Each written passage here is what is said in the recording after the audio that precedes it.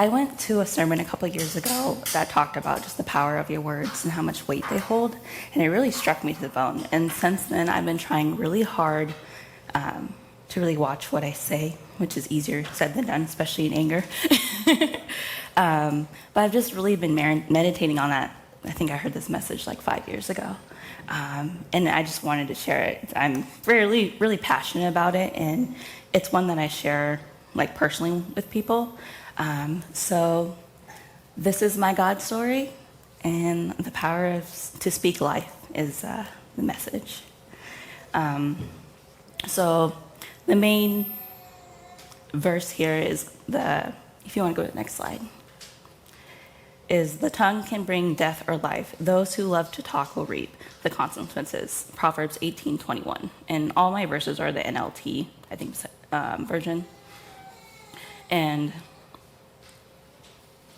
have you guys ever really just stopped and thought about how powerful our words is? It's crazy how much weight they can hold and how much they can change your life just from the way you speak. Because not only the words that come out of your mouth are also the ones that are in your head. And so they really affect your actions, everything. To put this in perspective, Genesis 1:27, God created human beings in his image. In the image of God, he created them. Male, female, he created them. And God essentially created the whole world through his speech, if you think about it. As you continue to read through Genesis, the first chapter,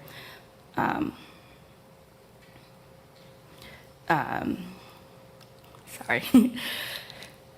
So, essentially, we're made in God's image. God created the world through his speech. So I really want us to think about the power our words hold. And throughout the book of Genesis, chapter 1, you'll hear, then God said, let there be light, and there was light, Genesis 1:3. Then God said, let there be space between the waters to separate the waters of the heavens and the waters of the earth. And it would happen, Genesis 1:6-7. This pattern just continues throughout it. Genesis 1:11. Then God said, let light appear in the sky. Genesis 1:14, so on. This continues with the vegetation of the world, the separation of night and day with the sun and the moon. He spoke it and it came to be. We're made in his image. So what we speak can come to be as well.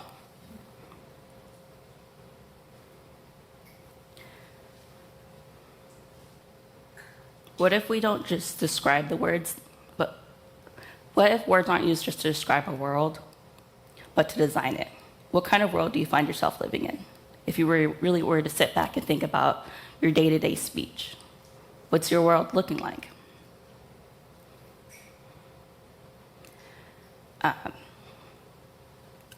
Often we don't really think much of what we say. We just live in the moment, especially in today's society. That's normal. It's fine. But as children of God, our call is to be set apart from the rest of the world. And so we really need to just kind of meditate on that, I think.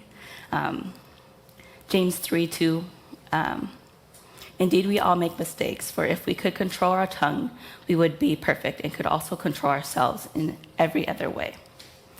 So yeah, of course, we're not going to always be able to control our tongue as much as we'd like to, especially if you're a nervous speaker like me and you kind of bleh.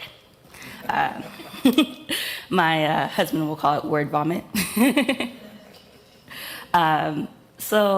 But thankfully, we have a good and a gracious God, and we're covered in the blood of the Lamb. So even though we're not always perfect, and our speech does slip up, and our thoughts do wander, it's okay because we get to try again.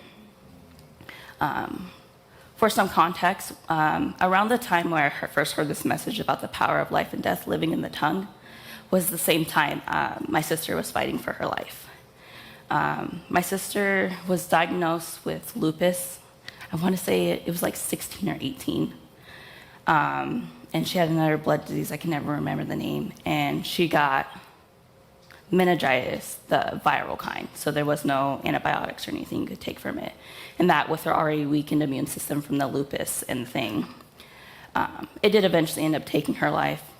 I quit my job and got registered as a caregiver, and I took care of her towards the end with my mom. All that just to say, though, I would kind of spent some time reflecting, as you go through the stages of grief. And one thing that my sister would repeatedly said once she got that lupus diagnosis was, I'm going to die young anyways, right? Just repeatedly over and over and over again. She was saying this several times a day. And so if you think about the weight of our words and her doing that daily, she's coming into agreement with that saying, right? She's allowing that word curse to take root and just go deeper and deeper and deeper in her. And she did die very young. Actually, in the middle of this month, I will officially be older than she ever was. And we had a 6-year age gap. She died at 28. And just thinking about that just is really like kind of the foundation of this message for me. As I often reflect that, I'm like, okay, I need to watch my words. I don't want to come in agreement with these word curses. These word curses allow the enemy to take root in your heart and your mind. And we need to put up a defense against that. The best way to do that is, of course, words, to keep yourself rooted in the Word of God, to stay in prayer. These are just practical things you do, to be in communionship where you guys can build each other up. I'm up here right now speaking to you guys because of the kind and beautiful words that this congregation have given me over this last year and a half of being here. I always said I'm not a leader. I play the background. I'm the girl that stands behind my husband at church and smiles and waves sweetly. I do not get up on stage. But through missional communities and women's Bible studies and just living life with you guys have spoken into me that my words matter, that they make a difference, that they're impactful, that I am a leader. Still working on that one. And it gave me the courage to not come speak up here today, but one other time as well. So backtracking here a little bit, going back to my sister. So there's the stages of grief, correct? There's denial, anger, bargaining, depression, and acceptance. Actually, believe it or not, I was able to skip over most of those. Of course, I was bargaining towards the end. And I was in a little bit of denial that she was fading towards the last few months. But the anger, the depression, I got to skip over those through the grace of God. I was praying and crying one day, and God just spoke to me. And it really gave me closure. I was thinking about the number one prayer I just kept praying over her again and again and again. And to give a little more context, my sister, she had a pretty sad life. Like, she was full of life, lived in the moment. You guys would love her. She was hilarious. But because of her lupus and her ailments, she really wanted to be a mom, and she tried really hard too. She had 3 miscarriages, 2 stillborns, and then she had one that lived that died of SIDS around 2 months. And so she was longing to be with her kids. And of course, the only way to be with her kids would be to leave us and go to heaven. But towards the end there, the prayer I kept praying over her was for God to renew her, to bring back her complete, full healing of her body, mind, heart, and soul. And if you really think about that and the impact and the power of those words and what that means, I mean, let's be honest, the only way to really be fully like that is to be with God in heaven. And so that kind of brought me closer. It's like a bittersweet moment, like, well, she's not with me, but she's with him and she's with her kids. And that was able to help me kind of work through the grief.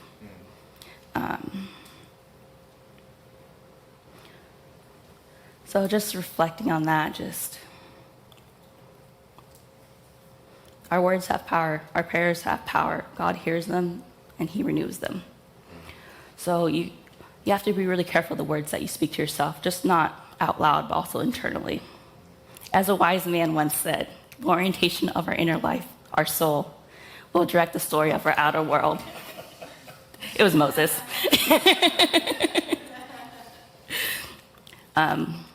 He did a sermon a while back about that. It's really good. It's from back in January. You should go check it out. It's on YouTube. So if you really think about that, in our inner dialogues from the day to day. Here's an analogy for it. If you squeeze a lemon, you won't get orange juice. If you squeeze a lemon, you're not going to get out of it orange juice. What comes out is what's on the inside. If you squeeze an orange, you're going to get orange juice, not lemon juice. In the same way, when life squeezes you through stress, exhaustion, frustration, what comes out of your mouth is exactly what you have stored in your heart, whether it be anger or fear, depression. And that's why it's so important that we check our inner heart. I know it's not easy to do. That's why I feel like that's one of the many reasons God calls us to come together in community, because we're really good at checking each other's heart. Sometimes not so humbly, especially in the marriage life, right?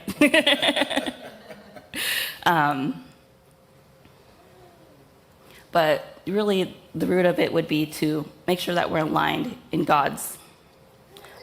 God's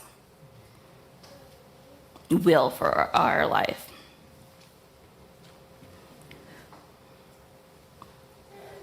So essentially, when we are rooted in God, that's when we can flourish. That's when the springs of life are about to sprout and to drench those who are thirsty around us. That's when you get that overflow. That's when people say, oh, wow, I really see the grace and the glory of God within you. That's when we become God-like. And yeah, some days we might be more God-like than others. That's okay.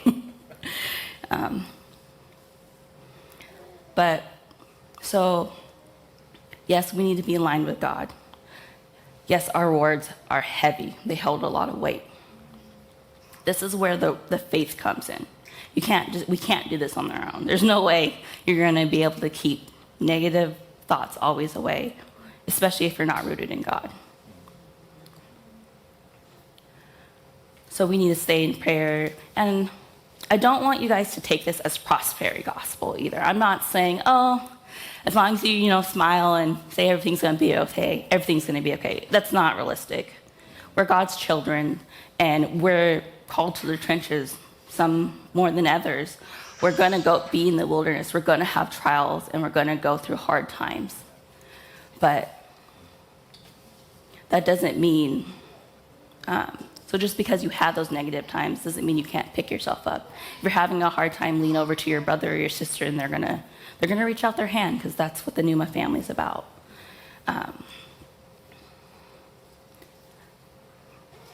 That breakthrough that you're been praying for, that you're looking for, it's in your mouth. If you think about it, your miracle is in your mouth. Just really think about that. That promotion you've been praying for, you're not going to get it if you're, oh, I'm not good enough. There's no way. Susan's way better at that than me. They're going to promote Susan. Susan's just a way better woman than I. Because when you say words like that, you're coming in agreement with that. You're allowing those seeds to root and run deep. And ultimately, your performance is going to reflect your words. Matthew 11:23. I tell you the truth. You can say this to the mountain. May you be lifted up and thrown into the sea, and it will happen. But you must believe it will happen and have no doubt in your heart. Ooh, that's a hard one, isn't it? Doubt. I know that's one for me.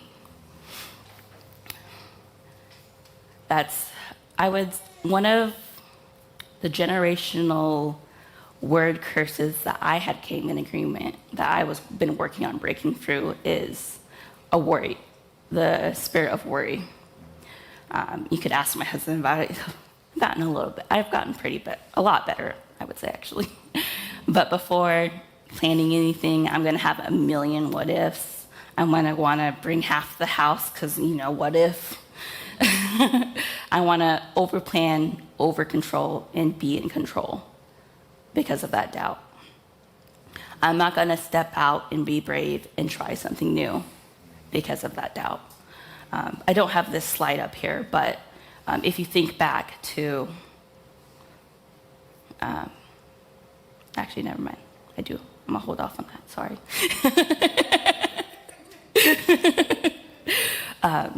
But yeah, so our words, to come into line with God, we need to carry them with that faith. And we need to allow our speak to be rooted in faith. It's a weird concept if you think about it, but how much more could you flourish if you did that? The words you say will either acquit you or condemn you. Matthew 12:37. So are we cursing ourselves day to day, or are we lifting ourselves up? Are we cursing our fellow brother or sister without knowing it, or are we lifting them up? One of my life lessons my grandpa really rooted into me. Growing up, I was raised by my mother and my grandpa primarily. My mom got remarried when I was about 14. No, I think it was 17. But my stepfather came to my life when I was about 14. And so my grandpa played a huge role in my life. He was my father figure growing up. And he still plays a huge role at my wedding. He gave me away. I had him on one hip and my stepdad on the other. And one of the words and lessons that he really drove into me was, how often do we hold the keys of our own shackles? How often are we being weighed down by our doubts, by our worries, by our words? And we have all of these excuses not to just break free, but we can.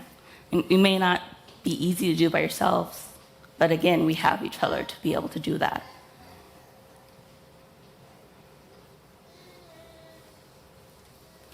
Numbers 14:28. Now tell them this, as surely as I live, declares the Lord, I will do to you the very things I heard you say. That's again going back to those word curses that we speak over ourselves. This verse right here is a huge factor why I believe my sister passed away so young. She kept saying it over and over again. How often do we say, oh, I'm always sick and tired, and I'm so sick of being sick and tired? Well, quit saying it. I mean, that's one I struggle with, to be honest. Not the sick part. I believe I have a great immune system. I used to eat dirt as a child, so. You're good. So I'm set, you know. Vaccines, nah, I eat some dirt. I'm just kidding. But I recently became a new mom he's almost 9 months now. And so I'm tired. You're going through those phases of babyhood, the teething. Just when you think, oh, we got a routine, we're going to sleep for 8 hours straight. Nah, a new tooth is popping up. You're up every 2 hours. So that's one I fight with. I'll get up and I'll stretch. I'm like, oh, I'm so tired. And then I'll be like, no, I'm not tired. I'm not tired, Lord. I'm rested. I'm rested and highly blessed, right? And that just goes to show the power that your words can have on your health. Proverbs 16:24. Kind words are like honey, sweet to the soul and healthy for the body.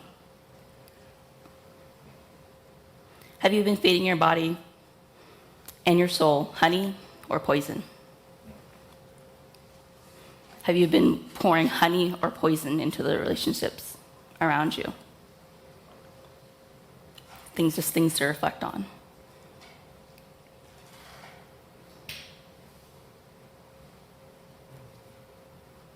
Through our words, seeds are planted, and those seeds are what shape our world. But when we allow them to be poisoned by negative thoughts and speech, we allow the enemy a foothold in our soul. That's where those negative songs fall and repeat. I'm not enough. I'm never going to be enough. I'm not worthy to be blessed. God doesn't see me or hear my prayers. I know that one good. Especially when you're pleading. And just because things don't go the way you think, doesn't mean he doesn't hear you. It doesn't mean you... And I don't want people to take this message as a balancing act either. Oh, my words, I was so awful that day, so God can't bless me tomorrow. No. Thankfully, our God does not work as a leveling scale. We can't perform for his blessings. He doesn't care about that. He loves us. Just like you wouldn't feed your child the next day just because they said something mean to you, right? God does not operate like that.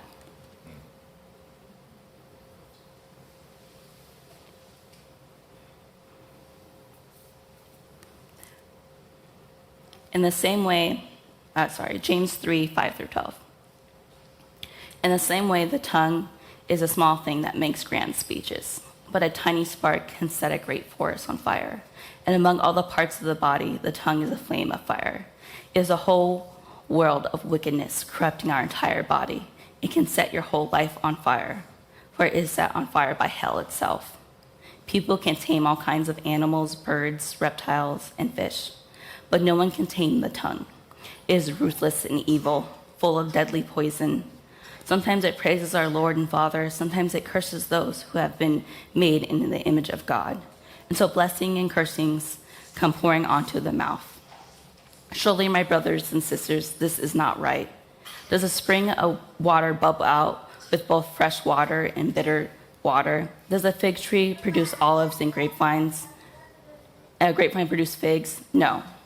And you don't draw fresh water from a salty springs. That's a lot, huh? It's powerful. I read this verse over and over and over, preparing for this sermon. And every time it just really strikes me to the core. I really wish I could control my tongue. Particularly right now when I'm sleep deprived. I often find myself apologizing to my husband for being short, saying things I don't mean out of anger. I'm very blessed. I have a good husband. He really supports me. I don't know how I will have survived postpartum without him. But yet, in those moments, just, you know what I mean? And so I apologize for them. Because it's like it says right there, you know. But a tiny spark can set a great forest on fire. With that being said, have you been using words to extinguish or fuel fires in your relationships? In life itself? Have your words designed a world on fire?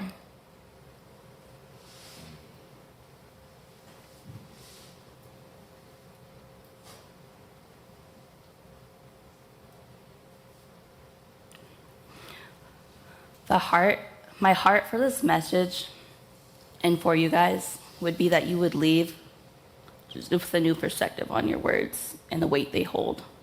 I don't want it to make you feel, some conviction is needed in all areas of our lives, usually, I would say. But I don't want it to make you feel heavy and defeated. If anything, I want it to empower you, to be empowered by your words, by the words of others. I just want to reiterate, to say again, this is not prosperity gospel. I'm not saying your words can change your life, but it doesn't mean that's all that you have to do in order to change your life.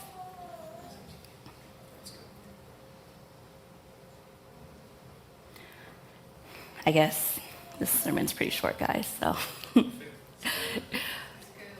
So I want to end this sermon the same way I started it, with this reflection question. What if we don't just describe our world with words, but we design it? What kind of world do you find yourself living in? Are you happy to be there? Is there something you can do to change it?